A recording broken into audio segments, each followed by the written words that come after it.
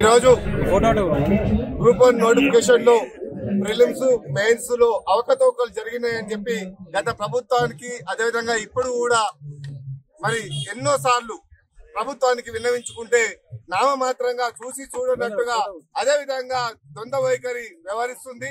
రాష్ట్ర ప్రభుత్వానికి నేను ఒకటే గుర్తు చేస్తున్నా, 2011లో వేసినటువంటి గ్రూప్ 1 దాని తర్వాత తెలంగాణ వచ్చిన తర్వాత టిఆర్ఎస్ ప్రభుత్వము మొట్టమొదటిసారిగా గ్రూప్ 1 నోటిఫికేషన్ ఆర్కిషన్ నేతృత్వంలో ఎన్నో దఫలుగా కొట్లాడి తెచ్చుకున్నటువంటి గ్రూప్ 1, గ్రూప్ 2, గ్రూప్ 3 కూడా ఇవాళ గ్రూప్ 1 ప్రిలిమ్స్ మెయిన్స్ లో ఎన్ని అవకతవకలు జరిగినా గానీ రాష్ట్ర ప్రభుత్వం పట్టించుకోకపోవడం, నిర్లక్ష్య వైఖరి పాటించడం అనేది సరైన పద్ధతి కాదు.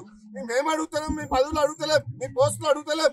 మేము కష్టపడి తిండి తినకుండా పెళ్లిళ్లు చేసుకోండు ఏజ్ బార్ అయిపోయిన తర్వాత కూడా ఇలా పుస్తకాల్లో పురుగుల్లాగా చదువుకొని గ్రూప్ 1 ఆఫీసర్ అయితే రాష్ట్ర ప్రభుత్వాన్ని యంత్రాంగాన్ని చక్కదిద్దే అవకాశం మాకు కలుగుతుందని చెప్పి మరి ఇలా ఆర్కిషన్ నేతృత్వంలో కొట్లాడి తెచ్చుకున్న నోటిఫికేషన్లలో కూడా ఇంత అన్యాయం జరుగుతాయి. నిరుద్యోగులు ఎవరికి గోడు విన్నవించుకోవాలి?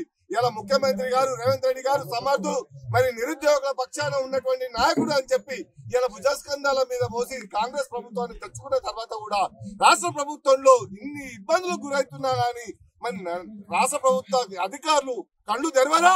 ఇన్ని అవకతవకలు జరుగుతున్నా పట్టించుకోరా?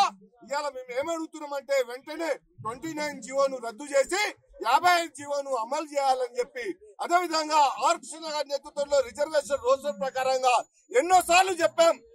హైయెస్ట్ మెరిట్ మార్కులు వచ్చిన వాళ్లకు ఓపెన్ కేటగిరీలో తీసుకొని తర్వాత ఓపెన్ కేటగిరీ కట్ ఆఫ్ అయిపోయిన తర్వాత రిజర్వేషన్ల ప్రక్రియను మొదలు పెట్టాలని చెప్పి ఎన్నో సార్లు చెప్పినా గానీ ఇలా ఎస్సీ ఎస్టీ బీసీ మైనార్టీ బిడ్డలను ఓపెన్ కేటగిరీలో తీసుకోకుండా ఎక్కువ మార్కులు వచ్చిన రిజర్వేషన్లలో పడేయడం వల్ల ఎన్నో ఉద్యోగాలు మేము కోల్పోతున్నాము, ఎన్నో అన్యాయాలు జరుగుతున్నాయని చెప్పి రాష్ట్ర ప్రభుత్వానికి డిమాండ్ చేసినా పట్టించుకోవడం లేదు. దున్నపోతు మీద వర్షం పడితే ఏ విధంగా అయితే దులుపుకుంటుందో ఆ విధమైన వ్యవహార శైలి తప్పదు. మీరు వెంటనే నోటిఫికేషన్ రద్దు చేస్తారా? మరి జరిగినటువంటి అన్యాయాన్ని చక్కదిద్దుతారా? అదేవిధంగా ఈ గ్రూప్ 1 ఆఫీసర్లలో మరి నష్టపోయినటువంటి అభ్యర్థులకు కూడా నష్టపరిహారం కల్పించాలని చెప్పి రాష్ట్ర ప్రభుత్వాన్ని నేను డిమాండ్ చేస్తున్నాం.